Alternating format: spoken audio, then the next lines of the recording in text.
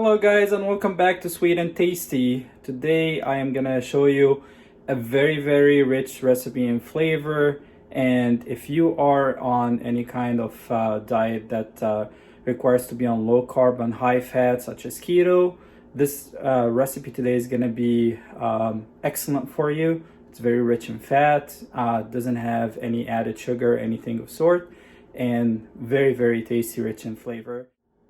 Today I'm going to show you how to make stuffed kofta wrapped in bacon. Before we jump right into the recipe, please, if you haven't done so already, click on the subscribe button and the bell button so you can receive all the new and exciting recipes. And if you like this video, please give it a thumbs up. Thank you, and let's jump right in.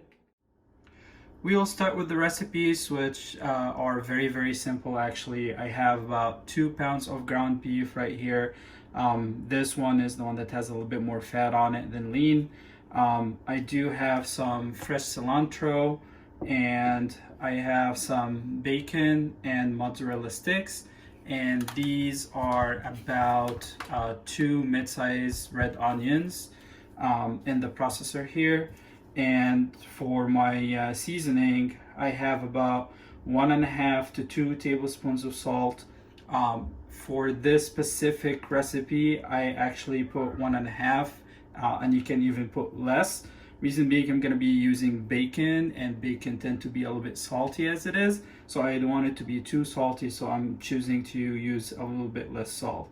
I have about 1.5 spoons of ground black pepper, and about half a spoon of garlic powder, and just a little bit of paprika. This can be to taste. It doesn't have a specific requirement. And of course a little bit, just a pinch of red crushed pepper. I don't want to put too much because I don't want it to come out too spicy. And this is about half a teaspoon as well of the 7 seasoning. All right, let's jump right in.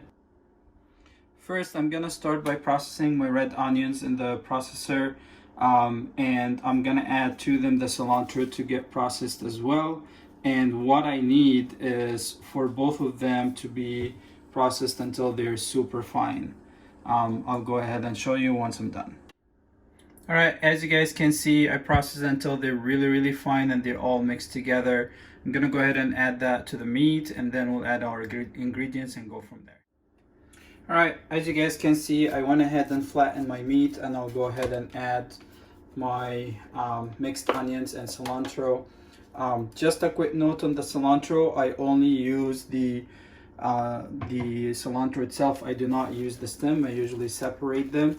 The stem does not add anything to the flavor, and I need it to be really fine for the ground beef, and the stem typically doesn't really get that fine, and it will stick out in your beef if you leave it in there. Alright guys, so my goal here is to have the meat holding itself very well so I can go ahead and wrap it around the cheese. So to do that, and also to add a little bit of flavor, I'm adding 2 more ingredients. I'm adding just about half a teaspoon of vegeta. That will give it a little bit of flavor and will help it hold itself as well. And finally, I'm adding a little bit of Italian breadcrumbs. These, there isn't a specific amount. You just add until you feel the meat is pulling itself together with you, and it's hard enough so you can wrap it around. Make sure you mix all the ingredients very well. So you have to repeat this process that I'm doing right here to mix them for 3 to 5 minutes until you get the desired texture, if you may. All right, and to test whether it's ready or not, just hold a little bit in your hand and do this. If it doesn't fall apart in your hand like such, then we are ready to go. Alright guys, for my next step, I went ahead and put my cheese in the stainless skewers like this. If you don't have something like this, you can use just the wooden skewers, or you can wrap it with your hands on the cheese right away. This for me is a little bit better. It's better when I put it in the oven and everything. So basically what you want is just get a little bit of the meat, just to wrap it around there.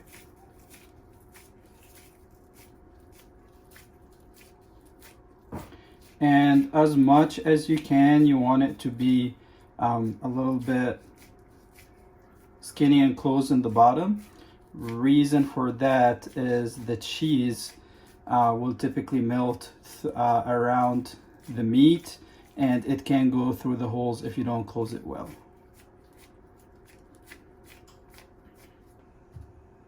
Once I have done that with all my skewers, just grab one of the bacon and you're gonna wrap it well around it.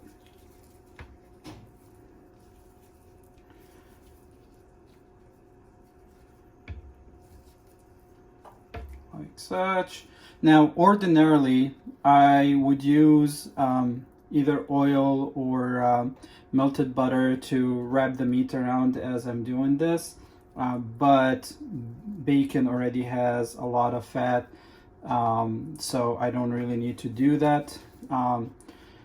If you're not going to use bacon, you can melt some butter, dip your hand in it, grab the meat and wrap it around the cheese.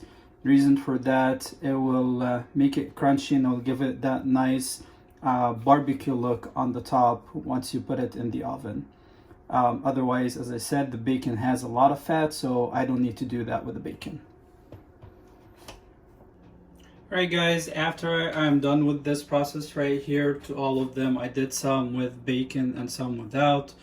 Reason for that, actually my wife does not like bacon very much, so I made some for her without.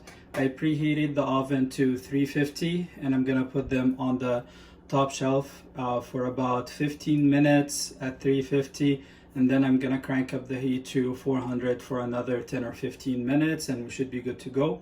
I'll show you the product once it's done.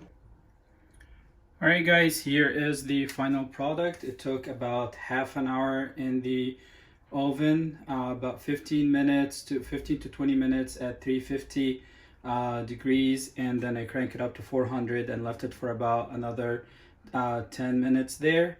And as you can see, it's very crunchy and it looks great on the outside, very juicy on the inside, and you can see the cheese and everything. It looks wonderful, it tastes fantastic, and it's friendly if you are on diets like keto diet or any diets that's low carb and high on fat. This is a wonderful and quick meal. It took about roughly about 45 minutes to an hour including preparation. If you guys like this video, please give it a thumbs up, and until I see you next time, stay good. See you guys.